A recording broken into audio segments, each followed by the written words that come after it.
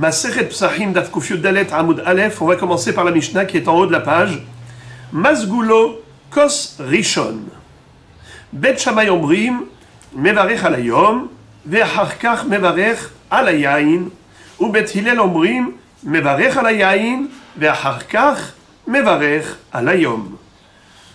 Si je traduis à l'israélienne le mot Mazgulo, eh bien, je traduirai par on lui sert un verre de vin. En Israël, dans l'hébreu moderne, on se sert du verbe limzog pour dire servir.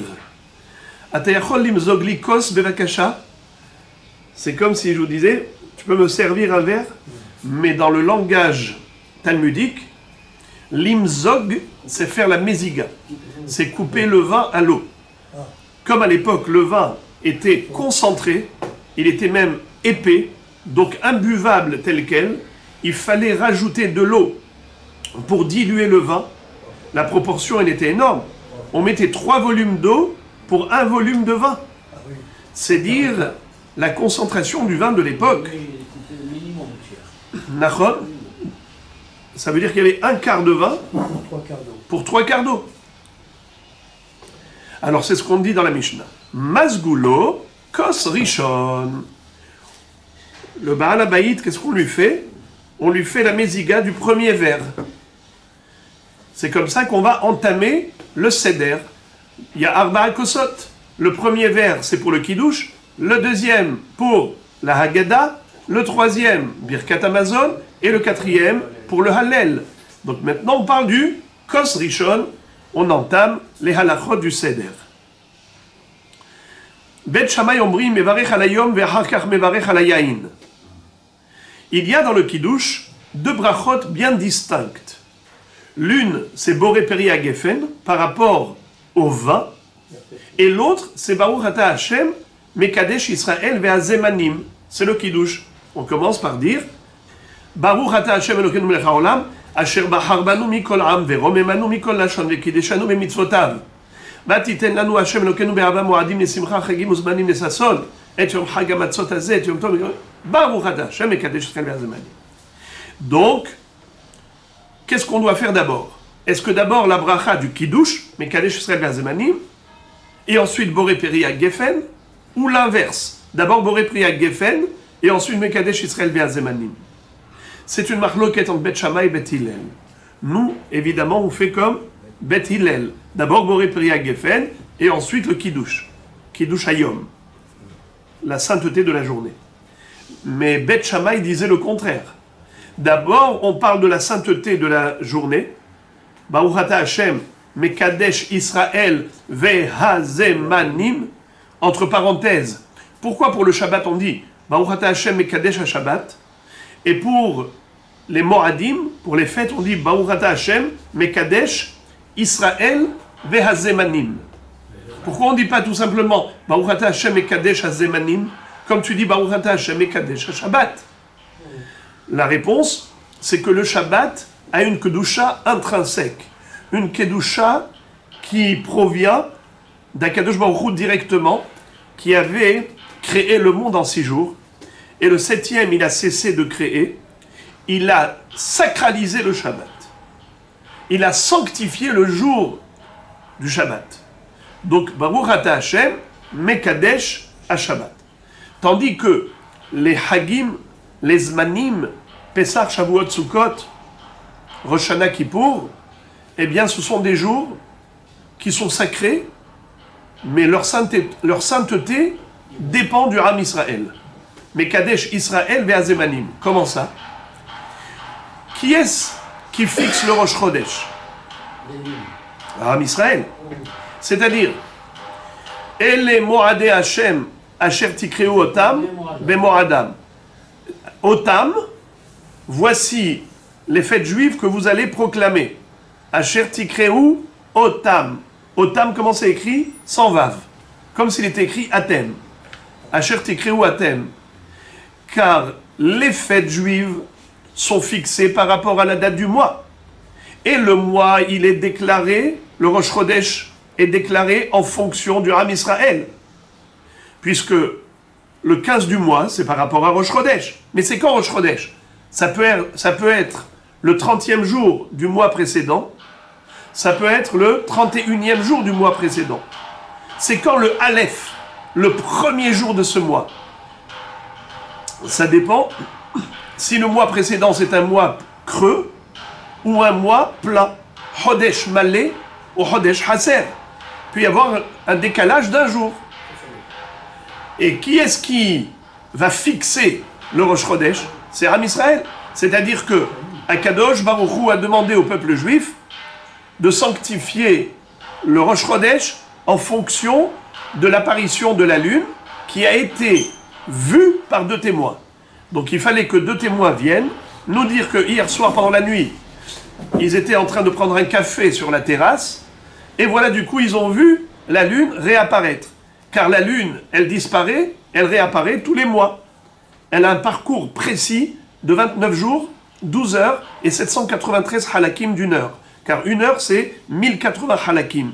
Pas 3600 secondes, mais 1080 halakim. C'est pareil. C'est que 1080, c'est un chiffre divisible.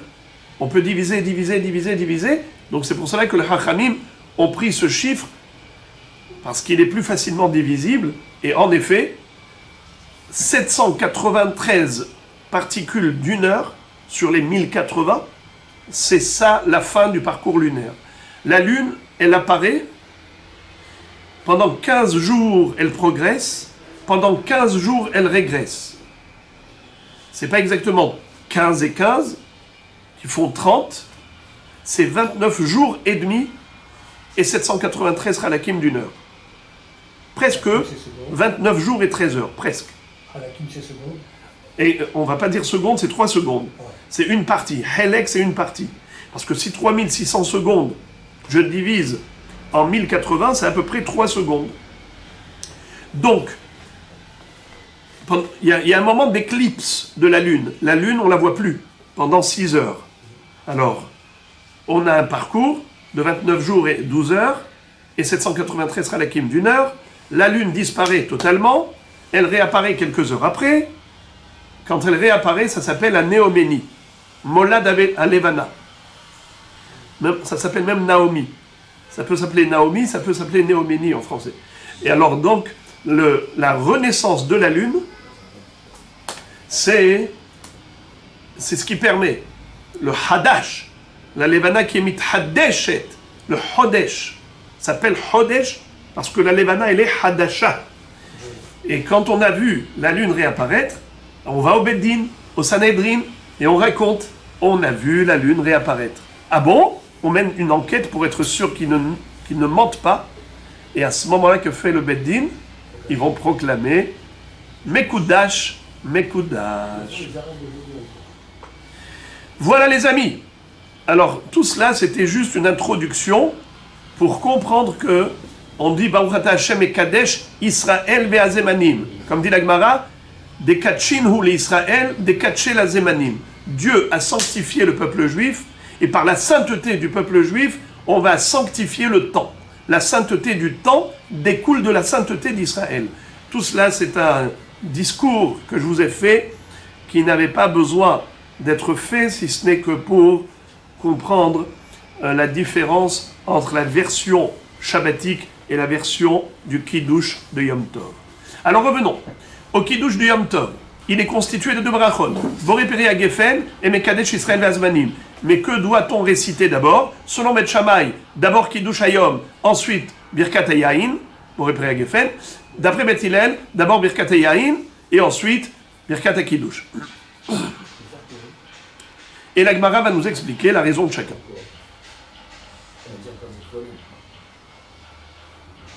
Tanu Rabbanan Devarim Sheben Bet Shammai Bet Hillel Baseuda. C'est-à-dire que ici, dans Masechet Psachim, on nous a cité que cette marloquette entre Bet Shammai et Bet Hillel à propos du Kiddush. Mais en réalité, cette marloquette, on la retrouve déjà dans Masechet Brachot Daf Nun Aleph, où là-bas, il y a toute une série de Mishnayot qui relatent les mahloktot qu'il y a entre Bet Shammai et Bet Hillel à propos des dinim de la Seouda. Il y a plein de mahloket, de controverse. Bet Shammai et Bet Hillel débattent sur plusieurs sujets de Seouda. Entre autres, le Kiddush. Alors on va lire la Braïta. Tanu Rabanan, Devarim, Sheben Bet Shammai ou Bet Hillel, Baseouda, parmi les mahloket qu'il y a entre Bet Shammai et Bet Hillel concernant les dinim de la Seouda, Bet Shammai omrim, Mevarech alayom, ve'achar kach mevarech alayayin. Bet Shammai disent que d'abord on fait Kiddush du Shabbat, et ensuite on fait la bracha sur le vin Boreperiak Gefen. Et la raison que donnent Bet Shammai eux-mêmes, Mipene Shehayom Gorem Layayin Sheyavo, car c'est le jour de Shabbat qui a causé la bracha du vin. C'est-à-dire, qui entraîne le Kiddush, c'est le Shabbat. Donc on a d'abord le jour qui s'appelle Shabbat, et grâce au jour qui s'appelle Shabbat, on a une mitzvah de Kiddush. Et puisqu'il faut faire Kiddush, alors on prend un verre de vin. Alors le vin, il arrive grâce à qui? Grâce au Shabbat. Donc il est tout à fait normal de faire la bracha de Mekadesh à Shabbat avant la bracha de Boré Péri à Geffen, car s'il n'y avait pas de Shabbat, il n'y aurait pas eu de Geffen. Qui entraîne l'autre? C'est Shabbat qui entraîne Geffen. Alors la logique veut que la chronologie soit dans cet ordre. Mevarech alayom, ve'acharkar mevarech alayayin, mipene shehayom, gorem layayin sheyavo. Deuxième raison, ukvar kidesh hayom, ve'adayin yayin loba. En plus, au niveau de la chronologie, concrètement, comment ça se passe? D'abord c'est Shabbat, Shabbat est rentré, et ensuite on fait Kiddush. Donc c'est tout à fait normal de dire d'abord Baruch Ata Hashem Mekadesh HaShabbat, et ensuite Boré Péri à Geffen. Car chronologiquement parlant, c'est comme ça que ça se passe. D'abord le Shabbat est rentré, donc Mekadesh HaShabbat. Ensuite, tu bois du vin, donc Boré Péri à Geffen. Voici les deux raisons de Bet Shammai. Qui veut récapituler les deux raisons? Première. Non, mais quelle est la première raison? Pourquoi, d'après Bet Shammai, d'abord Mekadesh HaShabbat et ensuite Boré Péri à Geffen? Le Shabbat qui engendre. Très bien. Car c'est le Shabbat qui engendre la nécessité de boire du vin.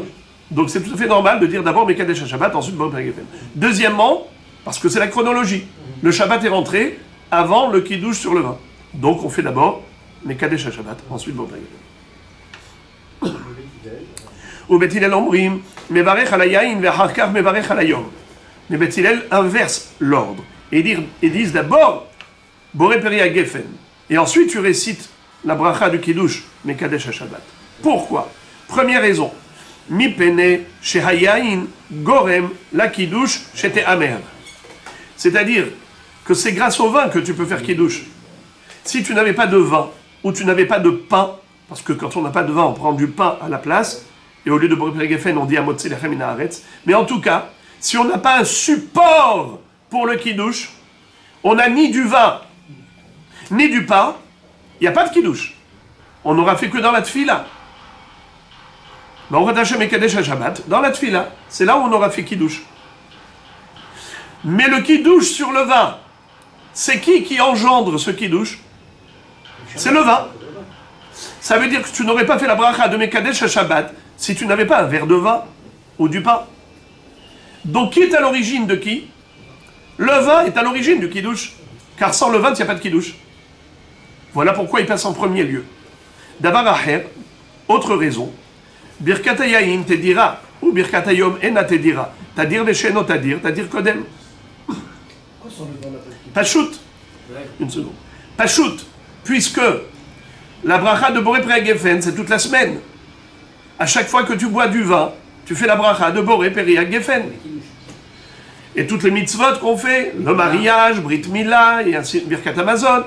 Donc le vin, il est à dire, il est régulier. Étant donné que le vin, c'est un élément qui est beaucoup plus régulier que le Shabbat. Shabbat, c'est qu'une fois par semaine. C'est la raison pour laquelle il est tout à fait normal de réciter d'abord la bracha de Boré Péri à Geffen, et ensuite Mekadesh HaShabbat. Selon la règle, Tadir, Veshe'eno Tadir kodem. Juste, je rappelle entre parenthèses que le kiddush dans l'absolu, Minatora, n'a pas besoin de vin. Juste le simple fait de dire Baruch Hashem Mekadesh HaShabbat, dans la tfila, nous acquitte du devoir des Horaïta.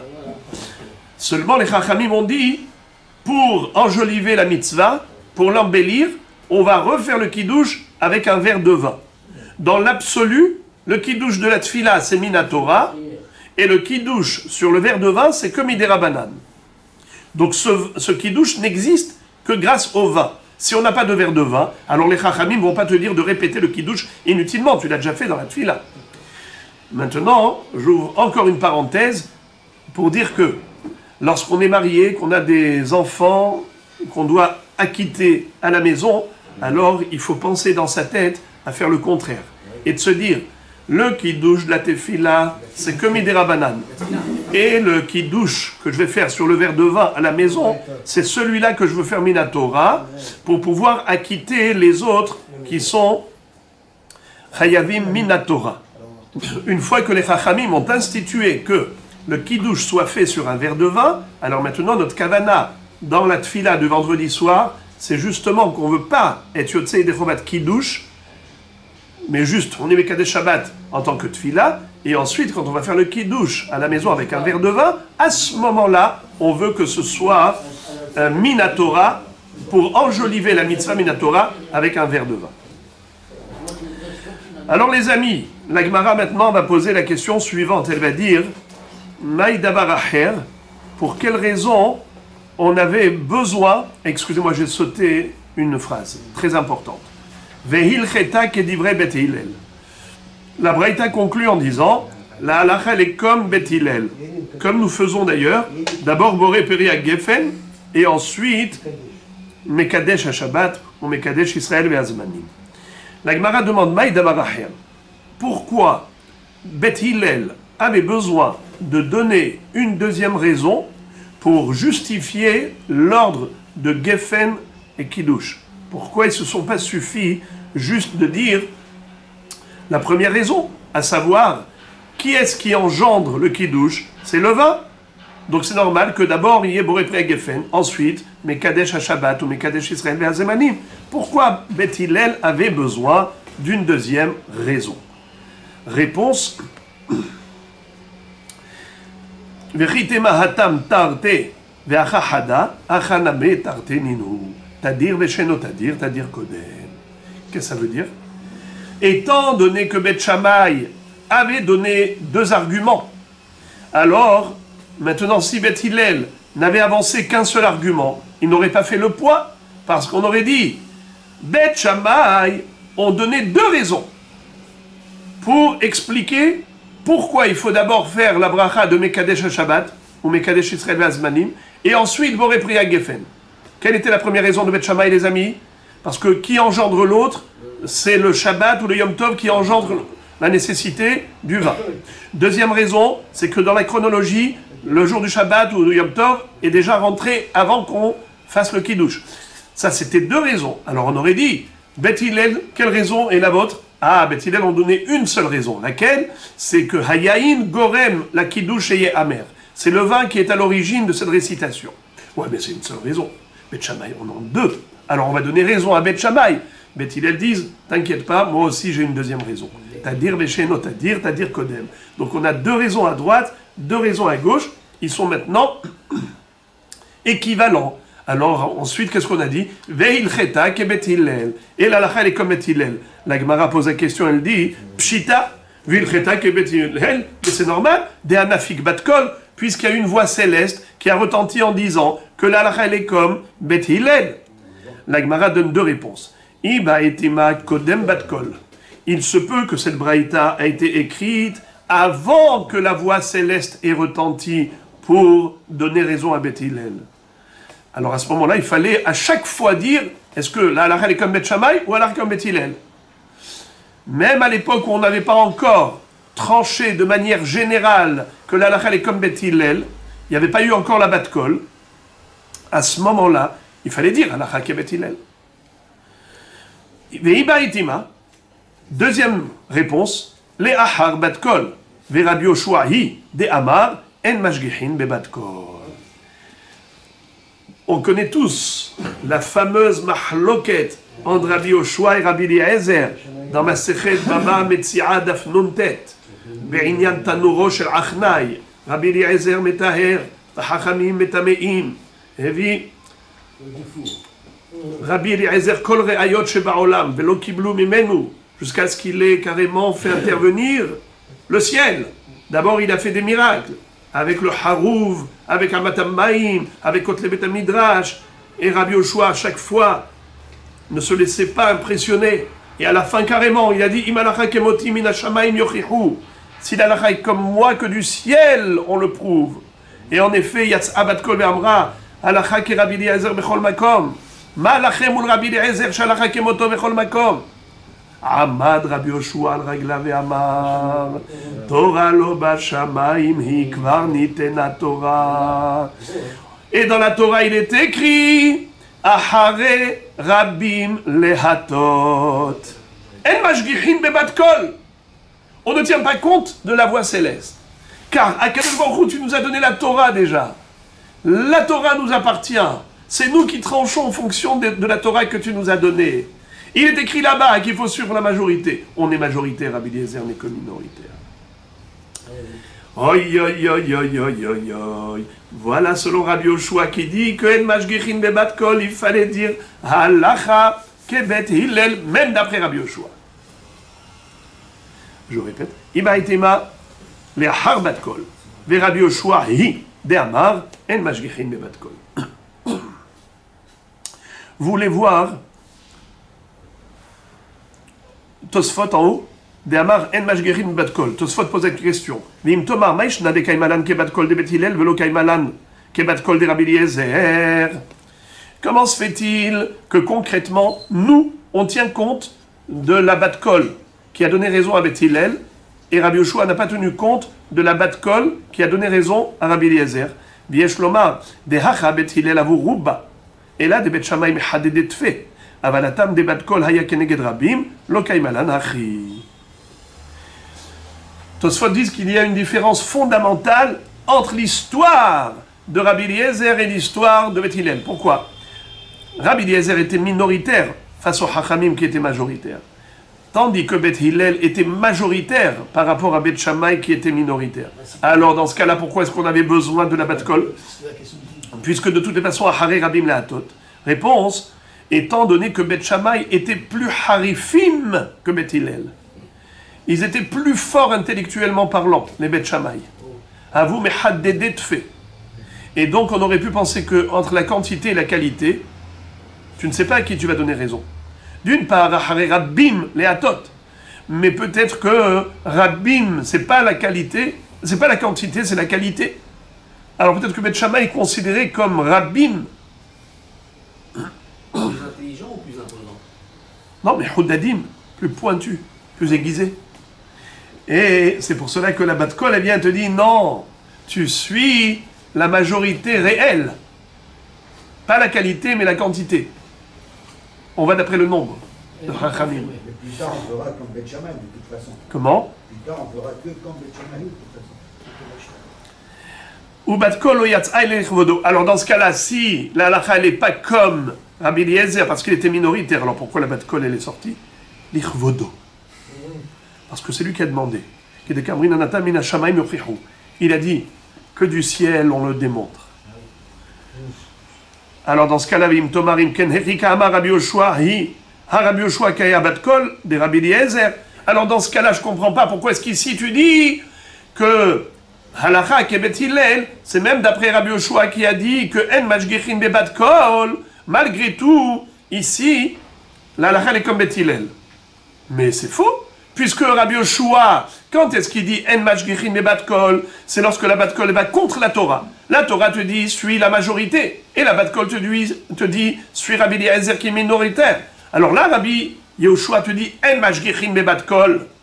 Mais dans le cas de Bet Hillel était plus nombreux que Bet Shammai.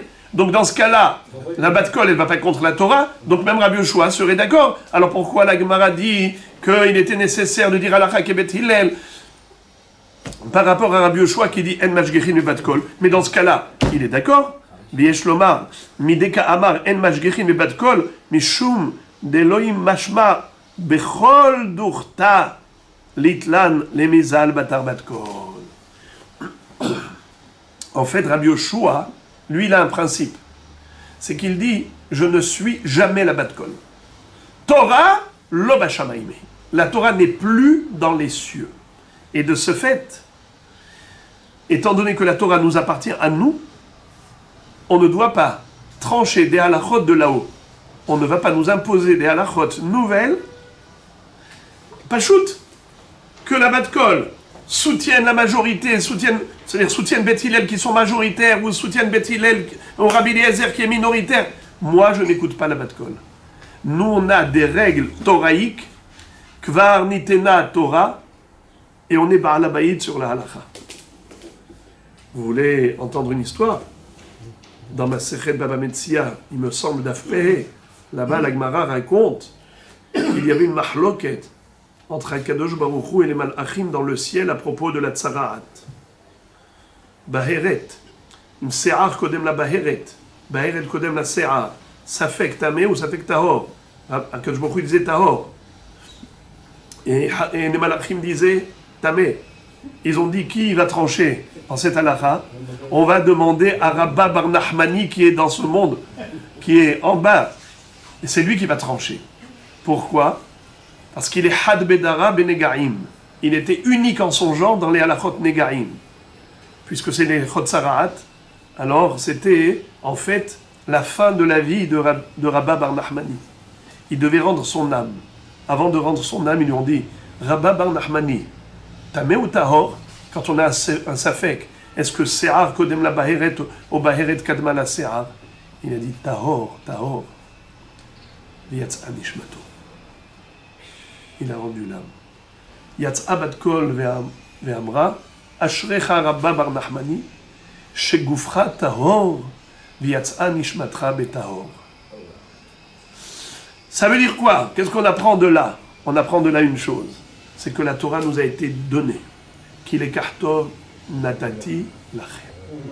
Torati al ta'azur. C'est vous le Baal Habayit. Vous êtes vous les Baal Habayit sur la Torah, sur la halacha. Ki im betorat Hashem hefzo, ou betorato yehege yomam balayla. Au début, c'est Torat Hashem, et quand on étudie la Torah, et qu'on l'intègre, et qu'on l'acquiert, elle devient la nôtre. Betorato, Torah dilehi, à tel point que la Gemara va nous dire Talmid Chacham shemachal al kvodo, kvodo mahul. Melech shemachal al kvodo, en kvodo mahul. Un roi qui a été vexé, il ne peut pas pardonner. Pourquoi? Parce que le kavod ne lui appartient pas. C'est le kavod du peuple. Lui n'est que le représentant du peuple.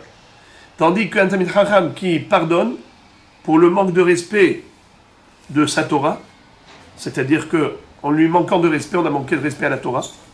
Quand il dit Ani Mohel, il a le droit. Il peut. Pourquoi? Parce que c'est lui le propriétaire de sa Torah.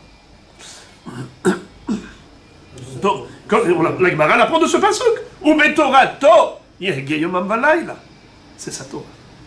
Hafle vafele. Alors les amis, on continue. Si aujourd'hui on entendrait une batkol, on prendrait nos jambes à nos coups. Matnitin. Nouvelle Mishnah, on continue, les halachot du Seder.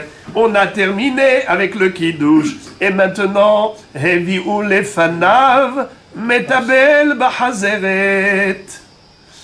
Ad shemagia leparperet hapat. Qu'est-ce que ça veut dire? Vous le savez que la nuit de Pessah, on pose une question. Ma nishtana halayla hazeh. מכל הלילות שבכל הלילות איננו מטבלים אפילו פעם אחת והלילה הזה שתי פעמים. On suscite le questionnement chez l'enfant. Il va poser les 4 questions de Manishtana. L'une d'entre elles, c'est qu'il dit, je ne comprends pas. En général, on ne trempe pas dans la vinaigrette. Et cette nuit, on trempe 2 fois. Pourquoi 2 fois? Le quart passe dans l'eau salée, et plus tard le maror dans la haroset. C'est ce que nous dit maintenant la Mishnah. Hevi'u lefanav. on lui apporte des légumes pour manger en tant que karpas. Metabel bahazeret. Mais s'il n'a pas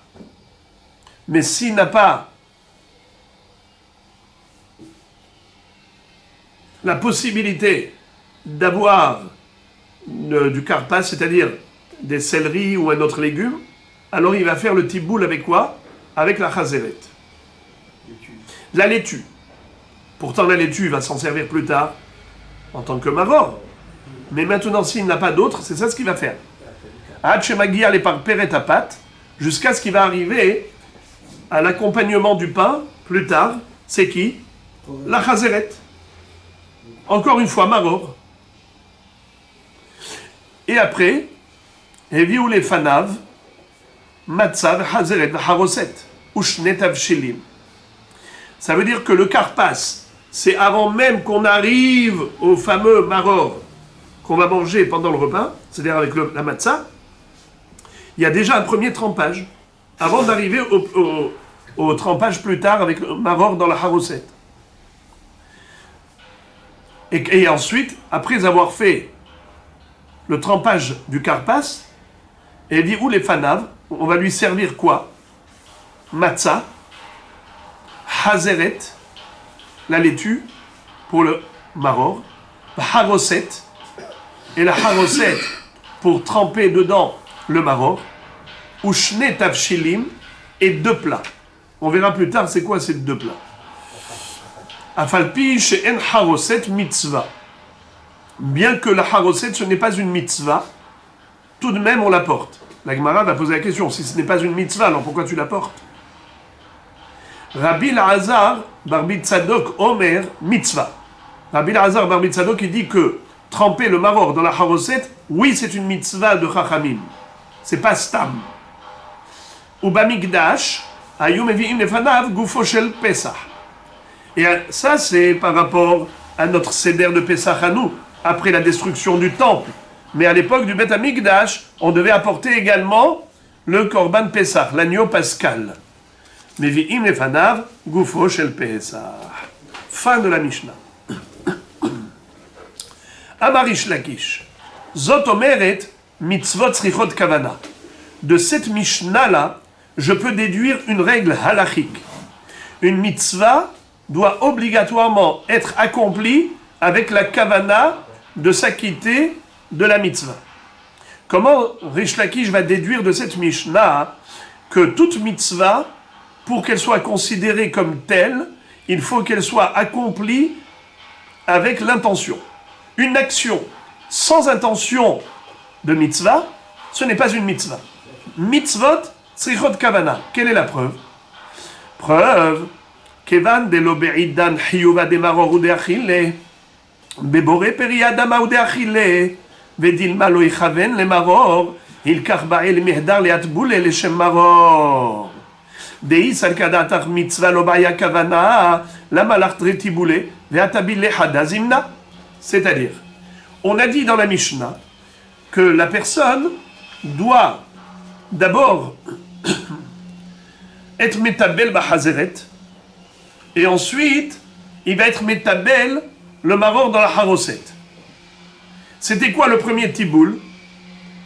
S'il n'a pas de légumes autres que du maror, il va tremper carrément du maror dans l'eau salée, n'est-ce pas? Et plus tard, qu'est-ce qu'il va faire? Il va tremper le maror dans la haroset. Combien de fois il aura mangé du maror, ce monsieur? La chazeret, il aura mangé 2 fois. Pourquoi faire? Tu as une mitzvah de manger le maror? Si tu as une mitzvah de manger le maror, eh bien voilà, tu as mangé 1 fois, ça suffit. Quelle est ta mitzvah? De manger du maror? Pourquoi tu manges 2 fois? Ah, parce que la première fois, il n'avait pas de kavana leshem maror. La deuxième fois, il a la kavana leshem maror. Tu vois donc une mitzvah qui est accomplie sans intention de la mitzvah, eh bien, on n'est pas quitte. Parce que si on était quitte d'une mitzvah, même sans la kavana, si on disait en hébreu, mitzvot, lotzrichot kavana, alors tu n'as pas besoin de 2 fois, puisque tu as déjà été métabel le maror une première fois, à la place du karpas. Alors qu'est-ce que tu as besoin d'une deuxième fois? On va relire tout cela dans les mots depuis le début de la Gemara. On va y arriver. Korech, c'est autre chose, on verra après. Amarish Lakish. Zot omeret, mitzvot, tzrichot, kavana. De cette Mishnah, on peut déduire qu'une mitzvah, une action de mitzvah, doit obligatoirement être accompagnée de kavana, d'une intention. Quelle est la preuve? Puisque dans la première consommation, en tant que karpas, l'homme avait mangé cette laitue en tant que karpas, mais pas avec une kavana de s'acquitter du maror, puisque ce n'était pas encore l'heure de manger le maror. Qu'est-ce qu'il a fait alors? Boré Peria Adama, ou Deachile. Il avait fait juste la bracha de Boré Peria Adama, et il n'a pas fait la bracha de Asher Kideshanu Bemitzvota Vetzivanu al Achilat Maror, puisqu'il n'a pas fait la bracha de al Achilat Maror, donc il n'avait pas la kavana de s'acquitter du maror. Vedilma Loichaven les maror. Peut-être qu'il n'avait pas la kavana de manger ça en tant que maror, mais uniquement en tant que karpas. La preuve, c'est qu'il a fait que Boré Peria Adama. Hilkar, c'est la raison pour laquelle Bael Mihdar les Atboulé, c'est pour l'Echem Maror. C'est pour cela qu'on lui a demandé de manger une deuxième fois de la laitue, trempée dans la haroset, en tant que Maror. Deis al-Kadatar mitzvot lobaya chavana, car si tu penses que une mitzvah, elle est considérée valide, même sans intention de s'acquitter de la mitzvah, la malartre tiboulé. Pourquoi avait-on besoin de 2 fois de tremper le maror dans l'eau salée et de tremper le maror dans la haroset? Mais le maror, une fois qu'il a mangé, ça y est, il est quitte.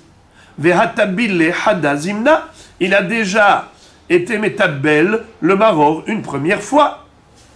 Donc voilà comment Rish Lakish enfonce le clou. Il te dit, de cette Mishnah découle une règle. Mitzvot, tzrichot, kavana. Et comme la première fois où il a mangé le maror, c'était pas avec la kavana de achilat maror, donc il n'était pas quitte. C'est pour cela qu'il a fallu manger une deuxième fois le maror avec la bracha de Asher Kideshanu Mezon Tzivanu à l'achilat maror, l'Echem maror. Ça, c'est dans le cas où il n'y a pas de Hazaret. Ça veut dire. Oui, mais après ça, on va expliquer l'histoire de Haroset, on va expliquer. Tout ce qu'on vient de voir, c'est quand il n'y a pas de Hazaret. Hein? Tout ce qu'on vient de dire. Oui, c'est quand il n'y a pas de karpas, c'est-à-dire il n'y a pas d'autres légumes, il a pris du maror, il a pris de la chazeret. Voilà. Relisez la Mishnah, c'est important. Hevi ou les fanav, metabel bahazeret. Hevi ou les fanav, metabel bahazeret. Donc je répète, Resh Lakish a déduit de notre Mishnah un principe, mitzvot, tzrichot, kavana. Puisque la première fois, il mange du maror, il le trempe dans l'eau salée, il fait juste la bracha de Boré Peri Ha'adama. La deuxième fois plus tard, il va prendre le même maror, il va le tremper de la haroset, il va faire la bracha de Asher Kideshanu Bemitzvotav et Tzivanu à l'achilat maror. Ça veut dire que la première fois, il a mangé le maror sans kavana de mitzvah. La deuxième fois, il a mangé le maror avec kavana de mitzvah. Il ne sera quitte de la mitzvah que la deuxième fois, et pas la première fois. Pourquoi? Parce que la première fois, il n'avait pas de kavana. Donc de là, tu vois que mitzvot, tzrichot, kavana, une mitzvah, pour s'acquitter de la mitzvah, il faut absolument l'intention de vouloir s'acquitter de sa mitzvah. Car si tu me dis que, même sans intention de s'acquitter de la mitzvah, l'action en elle-même, c'est une mitzvah, alors dans ce cas-là, pourquoi il avait besoin de manger 2 fois? En mangeant la première fois le maror, le chazeret, eh bien voilà, il a déjà fait la mitzvah. Pourquoi tu lui demandes une deuxième fois? Et là, tu vois que la première fois ne l'a pas acquitté, car la première fois, il avait mangé le maror, mais pas dans l'intention de s'acquitter de la mitzvah du maror. La Gemara, maintenant, va réfuter cette preuve de Rish Lakish. Et elle va dire, qui te dit que la raison pour laquelle cet homme, on lui a imposé de manger une deuxième fois le maror dans le haroset, parce qu'il n'était pas quitte avec le maror dans le karpas, et par conséquent, de là tu as déduit que mitzvot srichot kavana. Car si mitzvot lo tzrichot kavana, on aurait pu se suffire de la première consommation. Ce n'est pas vrai. Je peux te dire que Behemet, cet homme est quitte. Même s'il a mangé sans aucune kavana de mitzvah. Bien que la première fois il n'avait pas de kavana de mitzvah, il aurait pu se suffire de cela pour la mitzvah du maror. Alors pourquoi on mange 2 fois? C'est que pour le heker atinokot, pour faire parler les enfants, pour attirer leur attention, pour qu'ils nous disent manishtana halayla hazeh. Pourquoi ce soir vous allez tremper 2 fois le karpas dans l'eau salée et le maror dans haroset? Alors relisons la question. Mimai, qui te dit que tu peux déduire cette règle de mitzvot tzrichot kavana? Dilma, le'olam mitzvot en tzrichot kavana. Dans l'absolu, en général, je peux dire que une mitzvah, elle est valide même sans kavana. Vedeka amar tretiboulé la mali. Alors tu as posé la question, pourquoi a-t-on besoin de 2 trempages? Je peux te dire la raison. Qui écrit de lehve hekera latinokot. C'est juste pour attirer l'attention des enfants, pour qu'ils posent des questions de manishtana.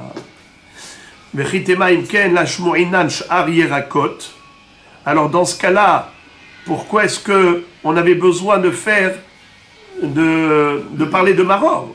Le premier tiboul, deuxième tiboul. Qu'est-ce qu'on a dit? Hazeret, hazeret. Si c'était juste pour faire parler les enfants, on n'avait pas besoin de parler de maror, on aurait pu faire ça, même avec du céleri. Réponse, si la Mishnah n'avait parlé que d'un autre légume, que maror, avamina, echadekash arierakot, hu debainan tretiboule, aval hazeret lehuda, lobaet tretiboule. Kamash malan, de afilu hazeret bainan tretiboule, la Mishnah, pourquoi est-ce qu'elle a parlé alors de maror 2 fois? Hazeret et Hazeret. Hazeret avant le repas et Hazeret pendant le repas. Elle aurait pu nous dire que pour attirer l'attention, ça peut se faire avec n'importe quel légume. Eh bien, je vais te dire pourquoi elle a choisi spécialement Hazeret.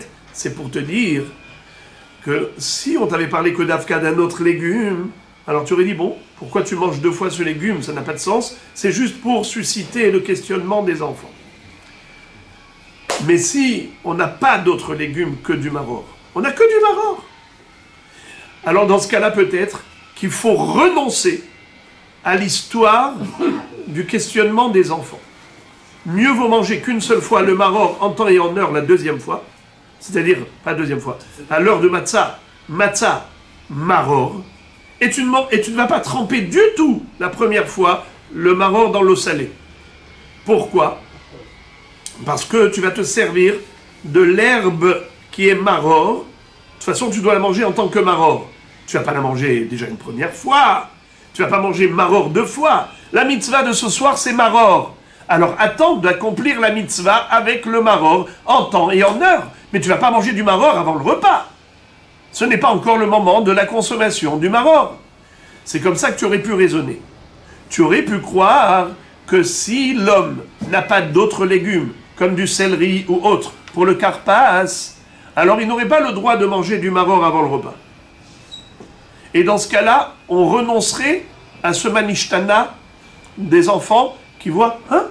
Pourquoi vous trempez 2 fois avant le repas? On n'a même pas l'habitude de tremper. Vous trempez 1 fois avant le repas, vous trempez au milieu du repas. » Cette question, on va la perdre. Eh bien, tu n'as pas le choix. Parce que tu n'as que du maror. Qu'est-ce que tu vas faire? Tu vas manger du maror 2 fois? Non, tu vas manger le maror en temps et en heure après la matzah. C'est ça le chidouche de la Mishnah. La Mishnah, pourquoi elle a pris comme exemple Chazeret et Chazeret? Pour te dire qu'il faut absolument tremper 2 fois. Pas seulement lorsque tu as le choix d'avoir du karpas, céleri, ou pomme de terre, ou autre, et ensuite maror.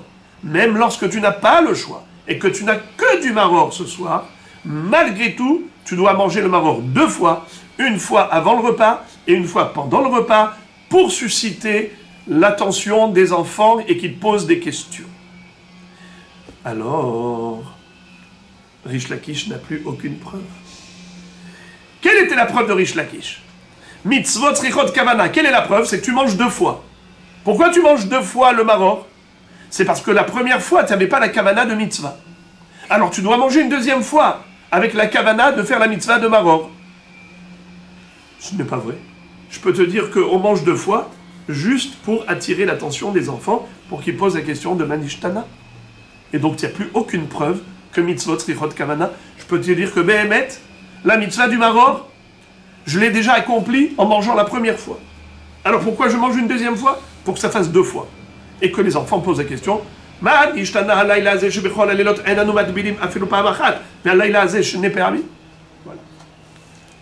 Donc Rish Lakish n'a plus de preuves. Vérod, 2e réfutation de Rish Lakish, 2e objection. Vérod Tanya, on a une braïta qui dit clairement, Achalan demai yatsa. Quel est le din si quelqu'un a mangé du maror de Dmaï? Est-ce qu'il est quitte ou pas quitte? Est-ce que c'est une mitzvah Abba Baravera? Normalement, on n'a pas le droit de manger du Dmaï. Vous savez c'est quoi Dmaï? Dmaï, c'est quand on achète des fruits chez le Hama Haaretz et on ne sait pas s'il a prélevé ou pas le Maaser. Alors nous, on doit prélever. On n'a pas le droit de manger sans prélever. Mais maintenant, quel est le din s'il a mangé le maror sans le prélever? Il est quitte ou il n'est pas quitte? On peut dire que lo yatsa parce que c'est mitzvah babaravera. Et la Mishnah, qu'est-ce qu'elle dit yatsa? Et quelle est la raison? C'est que le dmaï, il est interdit que pour les ashirim. Mais pour les anim, hachamim n'ont pas décrété le devoir de prélever la tevoua du hama haaretz. Parce qu'on avait une règle, que rov ameh haaretz me'asrim hem. La majorité des ameh haaretz, ils prélevaient le maaser. Il n'y a qu'une minorité qui ne prélevait pas, alors on a décrété sur tous les hama haaretz qu'à chaque fois qu'on achète des fruits chez lui, on doit prélever. Mais cette takana, elle n'est que par rapport aux ashirim, qui peuvent se permettre. Mais les anim, on ne va pas décréter qu'ils retirent encore 10%, alors que c'était déjà Meroussar. Alors, étant donné que même le hachir peut devenir ani en 1 seconde, comment le hachir peut devenir ani? S'il faisait efker. Si il abandonne tous ses biens, il devient ani en 1 seconde. Et donc le demaï serait permis. Étant donné que potentiellement il peut devenir ani, c'est la raison pour laquelle, même s'il est hachir, il est quitte avec le yerek de demaï. Ça, c'est la première halakha de la baraïta qui ne nous concerne pas. Ce qui nous concerne, c'est la 2e halakha. Achalan belo mitkaven. Quelqu'un qui a mangé le maror sans kavana de s'acquitter de la mitzvah du maror. Juste, stam, par gourmandise. Yatsa, il est quitte. Achalan la hatsaïn. Yatsa, quelqu'un qui a mangé un demi-kazaït de maror. Ensuite, plus tard, il mange un demi-kazaït de maror. Il est quitte. À condition que, entre le premier demi-kazaït et le 2e demi-kazaït, qu'il n'y ait pas un temps d'arrêt trop important, plus que des achilat pras. Il faut que du début à la fin de la consommation, que ce soit des achilat pras. La Gemara dit Tanaehi. Maintenant qu'on a adressé à Rish Lakish 2 objections. Premièrement, on a démontré que la Mishnah n'est pas une preuve. Deuxièmement, on a cité une braïta qui dit clairement que Maror, l'Otsarir Kavana, il est quitte même sans Kavana. Alors a priori, Rish Lakish, le chidouche Rish Lakish, il tombe à l'eau. Qu'est-ce qu'avait dit Rish Lakish? Mitzvot, Srichot, Kavana. Cette règle, a priori, elle tombe à l'eau. Réponse, Tanaehi. La Gemara dit qu'en effet, c'est déjà une mahloquette entre les Tanaïm. Avant Rish Lakish. Rish Lakish, en fait, il s'est appuyé sur un Tana, mais il y a d'autres Tanaïm qui disent autrement. En d'autres termes, mahloquette entre les Tanaïm, est-ce que mitzvot srichot kavana ou mitzvot enan srichot kavana? Où est-ce qu'on retrouve cette mahloquette? Detania, Rabbi Yossi Omer, afal pi shetibel b'hazeret, mitzvah le'avi lefanav, hazeret b'haroset ou shne tafshilin. C'est-à-dire, dans la Braïta, il est dit que un homme, même s'il a mangé déjà hazeret une première fois, il faut qu'on lui apporte encore une fois hazeret, haroset et 2 plats. Pourquoi faire? Mais il a déjà mangé chazeret. Afalpi chez Tibel chazeret. Bien que le tiboul rishon, le premier tiboul, c'était avec la chazeret, la laitue, du marov, en tant que karpas. Malgré tout, il faut lui apporter encore une fois de la chazeret en tant que marov. Lama. Eh bien, forcément, c'est que Rabbi aussi, il pense que mitzvot, srichot, kavana, et comme la première fois, il n'avait pas de kavana pour maror, mais que pour le karpas, eh bien voilà pourquoi il fallait une deuxième fois. La Gemara, elle réfute. Elle dit, ma, ve'arte mimai. Dilma kasava Rabbi aussi, mitzvot en srichot kavana, ve'haide ba'inan treti boule, qui rit des TV kera, la tinokot. Qu'est-ce que ça veut dire?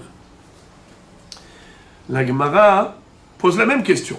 Elle dit, Behemet, Rabbi aussi, peut-être qu'il pense que une mitzvah n'a pas besoin de kavana. Et en mangeant la hazeret la première fois, il était quitte du maror. Même sans kavana. Alors pourquoi est-ce qu'il a dit qu'il fallait encore manger de la hazeret? Peut-être que c'est que pour attirer l'attention des enfants, pour qu'ils posent des questions, comme on a déjà dit. Alors, je n'ai pas compris. Tu dis, Rish Lakish, il s'appuie sur Rabbi aussi, sur un Tana. Mais c'est pas vrai. Je peux te dire que même Rabbi aussi, il pense pas comme Rish Lakish. Peut-être qu'il pense que mitzvot lot srichot kavana. Et pourquoi est-ce qu'il a exigé 2 fois Hazeret que pour attirer l'attention des enfants? Pour qu'ils posent la question de Manish Tana. Alors la Gemara dit non, Imken Maï mitzvah. Regarde bien le lachon de Rabbi aussi. Comment il a dit dans la Braïta? De Tanya Rabbi aussi Omer, je répète, Afalpi shetibel bachazeret, mitzvah leavi lefanav hazeret, haroset ushnet shilim. Pourquoi il a dit le mot mitzvah? Quand tu dis mitzvah, ça veut dire que la première fois, ce n'était pas une mitzvah qu'il a faite. Maintenant, il va faire la mitzvah du maror. Voilà pourquoi il a employé le terme de mitzvah. Pour dire, ton premier tiboul, c'était juste pour intéresser les enfants, mais ne crois pas que tu t'es déjà acquitté.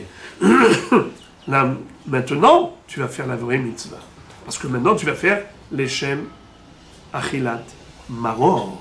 La première fois, c'était en tant que Karpas. Donc voilà, Behemet, Resh Lakish, il a sur qui s'appuyait? Il s'appuyait sur Rabbi aussi. On peut se poser une question en disant, la Gemara, comment elle a démontré que Rabbi aussi, quand il a dit mitzvah, le'avi lefanav hazeret, mashma, que la première fois, il n'a pas accompli la mitzvah.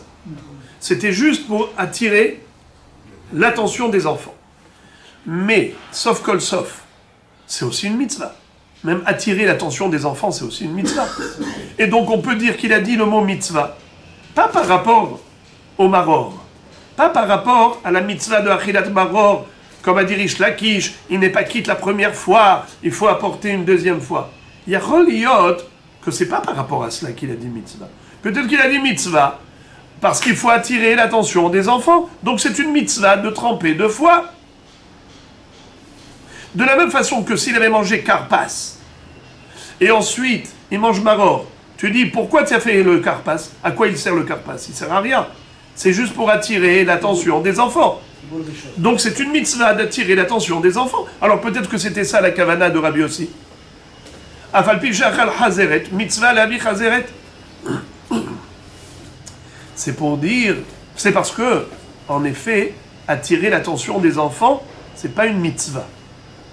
C'est ce que le père doit faire pour attirer l'attention des enfants, pour ensuite accomplir les mitzvot. Il n'y a pas de mitzvah d'attirer l'attention des enfants. La mitzvah, c'est que tu dois répondre aux questions des enfants. Mais s'il n'y a pas de questions, qu'est-ce que tu vas faire? Tu ne peux pas qualifier le tiboul de karpas de mitzvah. Ça, c'est juste pour arriver à la mitzvah. C'est une préparation à la mitzvah. Tu prépares la mitzvah. C'est quoi la mitzvah? Kish alcha bincha. Leman tesaper beozne bincha. Mais maintenant que toi, tu attires son attention, c'est très bien, mais c'est une préparation à la mitzvah. C'est un hersher mitzvah. Mais là, quand tu parles de mitzvah, alors, ça, c'est mitzvah. Mitzvah, c'est mitzvah. Pourquoi Rabbi aussi a dit Afalpi shetibel bachazeret, mitzvah Le'avi lefanav hazeret. Quand tu dis mitzvah, ça veut dire que maintenant tu vas accomplir la mitzvah de maror. Donc la première fois que tu as mangé, tu n'avais pas accompli la mitzvah de maror. C'était que pour attirer l'attention des enfants.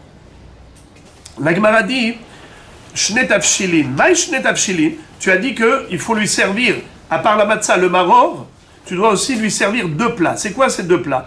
Ces 2 plats, c'est en souvenir de quoi? De 2 viandes qu'on mangeait à l'époque du Beth Amikdash. On mangeait quoi? D'abord le Korban Hagiga, et ensuite le Korban Pessah. Comme ça, le Korban Pessah, on allait le manger à satiété. Zecher les Korban Pessah hane'echal ala savar. Alors là aussi, il faut shne tavshilin. Et c'est quoi ces 2 tavshilin? Amaravuna silka ve arosa. Même du selek, c'est quoi selek? Les blettes. Mais arosa, c'est quoi arosa? Orez. Donc, de là, on voit que le riz, c'était quelque chose qu'on mangeait à l'époque de la Gemara. Bien sûr, et même aujourd'hui, beaucoup de Edot mangent le riz comme à l'époque de la Gemara. Et Rava Mihdar Asilka ve Arosa, Ho'il Benafik Mipoumé de Ravuna. Et puisque Ravuna, bien qu'il ait pris ça au hasard, qu'est-ce qu'il a voulu dire, Ravuna? Il a dit, même des blettes, des épinards, du riz, ça veut dire quoi? Il a pris au hasard. Comme pour dire, tu n'es pas obligé de prendre d'Afka 2 sortes de viande, pour qu'il y ait une viande en souvenir de Korban Hagiga qui était de la viande, et une viande en souvenir de Korban Pessah qui était de la viande. Tu n'as pas besoin de cela. Même, par exemple, du riz, par exemple, des blettes. Mais il a pris ça comme des exemples. Mais regardez-moi ça. Rava va dire, puisque c'est sorti de la bouche sacrée de Ravuna, eh bien moi maintenant, tous les Pessah, je prends que ces 2 plats. Nafik mipoumé de Ravuna. Ravuna, vous savez c'est qui Ravuna? Gdolador. Il a sorti de sa bouche ces 2 plats comme exemple, eh bien moi je prends que ça. Tous les Pessah, c'est devenu mon minhag. Voilà, je demande à ma femme, on fera les 2 plats pour Pessah. Asilka ve arosa. Non, c'est les kadom aujourd'hui. C'est les kadom. Silka, c'est les blettes. Ho'il venafak me pouvez Ravuna. Amar Avashi shmamina de Ravuna lit de haïsh le Rabbi Hanan ben Nori. La Gemara dit, je déduis de cela, du fait que Ravuna ait dit du riz, eh bien, mashma que la halacha, elle n'est pas comme Rabbi Hanan ben Nori. Et personne ne prend en considération l'opinion de Rabbi Hanan ben Nori. Qu'est-ce qu'il dit? Detanya Rabbi Hanan ben Nori Omer, Orez min daganu, vehayavin al himut sokaret, ve'adam yotsebo yedechovato ba'pesach. C'est-à-dire que il y a une grande mahloket entre Hachamim et Rabbi Hanan ben Nori. Quel est le statut du Orez? Le riz. D'après Hachamim, on ne peut faire une matzah qu'avec les 5 espèces. Les 5 espèces de céréales, lesquelles? Le blé, l'orge, l'avoine, l'épeautre et le seigle. En hébreu, Hita, Serora, Kusmin, Shibolet Shoal et Chiffon. Mais le reste, le riz par exemple, ce n'est pas une céréale. Et donc on ne peut pas faire de la matzah avec. Et d'ailleurs, même si tu laisses fermenter la farine de riz dans l'eau, c'est pas du chametz. Ça c'est chachamim. Mais Rabbi Hanan ben Nori te dit, c'est du chametz.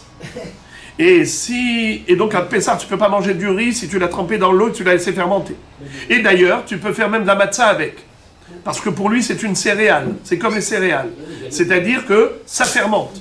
C'est pas une céréale, c'est comme les céréales. C'est-à-dire que c'est une fermentation.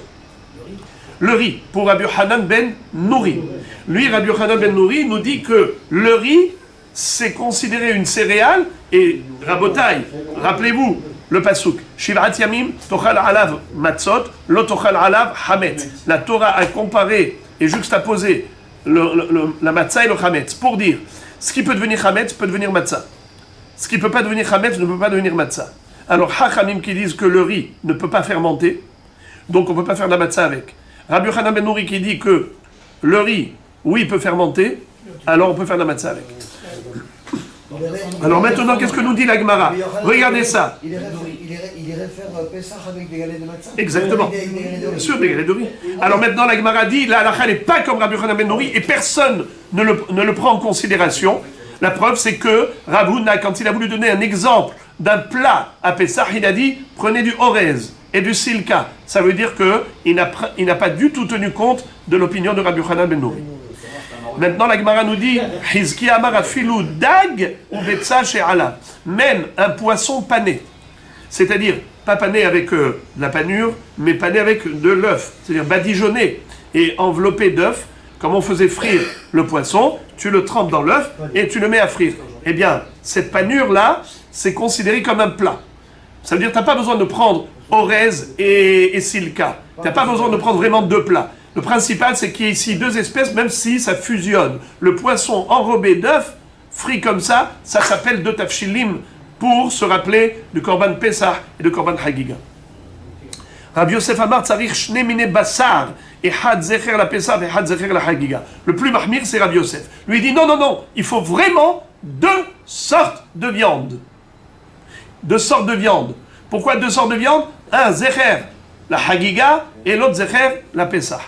Rabina Amar afilu garma ou bishula. Qu'est-ce que ça veut dire? Même l'os avec le tafshil. Si par exemple, on a pris un os, et on a un os à moelle, et on a bouilli dans une soupe, et maintenant, tu as la sauce qui découle de l'os, eh bien, même ça s'appelle bishul, un tafshil. Garma ou bishula, même ça s'appelle shne tafshilim. Le bouillon où tu as mis dans l'os, garma ou bishula, ça s'appelle shnaim. Voilà les amis.